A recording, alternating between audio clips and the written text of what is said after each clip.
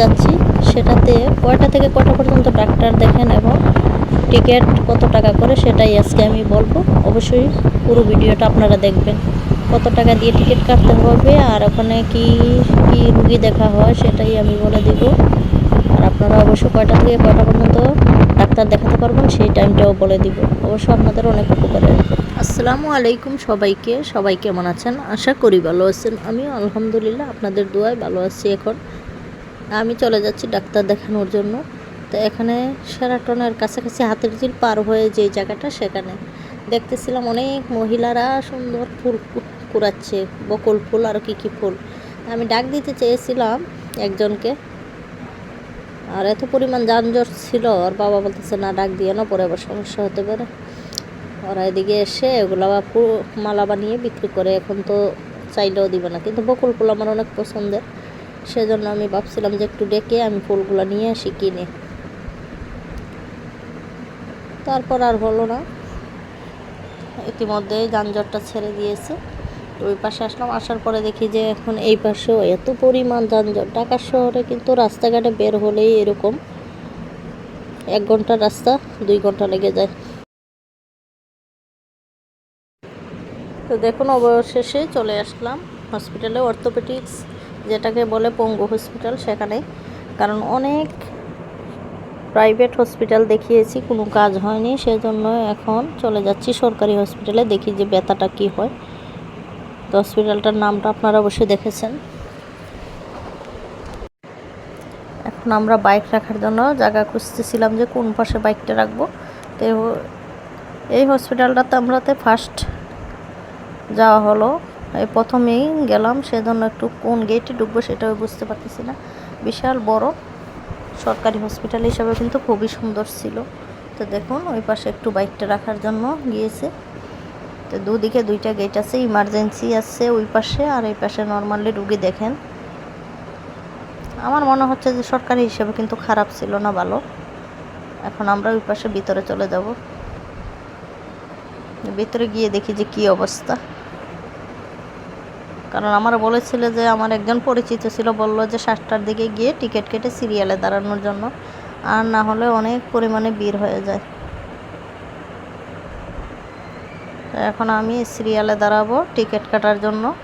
টিকিটের মূল্য কিন্তু মাত্র 10 টাকা, কিন্তু অনেক সিরিয়াল, পর্যাপ্ত সিরিয়াল। আপনারা সিরিয়ালে দাঁড়িয়ে দেখুন, সিরিয়ালে দাঁড়িয়ে থাকার পর তারপর ডাক্তার দেখাতে হবে, কারণ একটু কষ্ট করতে হবে। টাকার পরিমাণ আমরা 1000-2000 টাকা ভিজিট কেটে বেসরকারিগুলোতে যেরকম ডাক্তার দেখাই, ওই ডাক্তাররাই কিন্তু সরকারিতেও বসেন শুধু 10 টাকা দিয়ে। তো যারা ভালো জানেন তারা কিন্তু অবশ্যই এভাবেই সময় নিয়ে সরকারিগুলোতে ভালো ডাক্তারগুলো দেখানো আমার মনে হয় যে বেটার। আগে ভালো ছিল না, এখন আমার মনে হয় যে সরকারি হসপিটালগুলো আমার জন্য ভালো। সেজন্যই আমি হাতে সময় নিয়ে চলে গিয়েছিলাম। দেখুন অনেক লম্বা সিরিয়াল, তো সেই সিরিয়ালে দাঁড়াবো। এই যে ভিতরে দেখুন টিকিট কাটতেছে।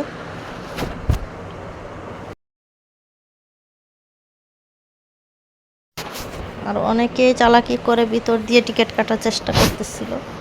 আমি আবার বললাম যে না, আমরা তো সিরিয়ালে আছি, আপনারা এভাবে কাটবেন কোনো, সামনের সিরিয়াল মেনটেন করে কাটেন। দেখতে পারলেন যে অবশেষে আমি 10 টাকার টিকিট কেটে ফেলেছি। এখন আমরা দোতলায় চলে যাচ্ছি, দোতলা ডাক্তার দেখাবো। সরকারি হিসেবে কিন্তু ভালো পরিষ্কার ছিল, দেখুন একদম মুছে টুছে পরিষ্কার, খুবই সুন্দর ছিল। আমি যেরকম ভেবেছিলাম যে সরকারি হসপিটাল নোংরা হবে, আবর্জনা কীরকম হবে, কিন্তু তা কিন্তু না, ভালো পরিষ্কার ছিল, যথাসাধ্য পরিষ্কার ছিল, কোনো ময়লা ধুলাবালি ছিল না। তো এখানে বেশি ভিড় নেই ডাক্তার দেখানোর জন্য। এই যে এখানে দাঁড়ালাম, এই রুমের মধ্যে আমি ডাক্তার দেখাবো। ডাক্তার দেখানো শেষ হয়ে গেলে এখন বের হয়ে চলে আসছি। আমরা ওষুধগুলো লিখে দিচ্ছেন, কোনো পরীক্ষা দেয়নি, সেটাই আমি এখন যে কোনো ডাক্তারের কাছে গেলেই কিন্তু পরীক্ষা দিয়ে দেয়, 1000 টাকার পরীক্ষা দিয়ে দেয়, ওনারা কোনো ওষুধ দিতে পারে না। কিন্তু এখানে কিন্তু আমার 14 দিনের ওষুধ দিল, যেটা খেয়ে দেখেন যে কী অবস্থা, তারপর আমাকে জানাবে। এই জিনিসটা কিন্তু আমার ভালো লেগেছে, কারণ প্রথম অবস্থায় পরীক্ষা নিরীক্ষা দেবে কেন, সেই জিনিসটা কিন্তু আমার খুবই ভালো লেগেছে। তো এখন আমি বাসায় চলে যাচ্ছি। বাসায় যাওয়ার জন্য এই যে দেখুন, কিন্তু এই এলাকাটাতে, এটা শেরেবাংলা নগর, খুবই সরকারি হসপিটাল যত ছিল ভালো ভালো, সেগুলো কিন্তু সব আমার মনে হচ্ছে যে ওখানে এক একটা হসপিটাল পরে আরেকটা হসপিটাল টিবি হসপিটাল, মানে অনেক কী নাম ছিল, অনেক কিছু, সেটা আমার এখন মনে নেই। অনেক হসপিটাল কাছাকাছি, ওখানে মনে হয় যে সরকারি হসপিটালগুলো সবগুলো মনে হয় ওই দিকেই রাখা। আর খুবই সুন্দর দেখতে, রাস্তাগুলোও আমার খুবই ভালো লাগতেছিল, সেই জন্য একটু ভালো করে একটু উঠিয়ে নিচ্ছি দেখুন। আর মোটামুটি ফাঁকা ছিল, আসার সময় তেমন যানজটে পড়তে হয় না, যাওয়ার সময় যেরকম একটু যানজটে পড়ে গেছিলাম। আমি অল্প অল্প করে একটু ভিডিও করে নিচ্ছি। আর বোঝেনি তো, পুরুষ মানুষ সাথে থাকলে ভিডিও করতে সমস্যা, বলে যে মোবাইল পড়ে যাবে, এই মোবাইল চুরে নিয়ে যাবে, সেটা বলতেছিল। তারপরে মানে আমি এক হাত দিয়ে ওর ঘাড়ে ধরে রাখছি আর এক হাত দিয়ে মোবাইল ধরা, সে যাতে বুঝতে না পারে যে আমি ভিডিও করতেছি। কিন্তু আমার ভালো লাগতেছিল। ওদিকে দেখলাম যে আবার নব থিয়েটারের পাশ দিয়ে আসছে, সেগুলো একটু দেখিয়ে দিচ্ছি। আমার দুইটাতেই যাওয়া হচ্ছে, সেখানে কিন্তু আমি খুবই ভালো আনন্দ করেছিলাম বাচ্চাদের নিয়ে। আবার যাবো, আরেকটা জিনিস আমার দেখা বাকি আছে, সেখানে গিয়ে পুরী দেখে আসবো। তো দেখুন, ঢাকা শহর রাস্তা সবসময় কিন্তু যানজট থাকে না। দেখুন মোটামুটি কিন্তু এখন কিন্তু ঈদ চলে গেছে, এখন কিন্তু মোটামুটি এই যে আসার সময় ভালো ফাঁকা পেয়েছি।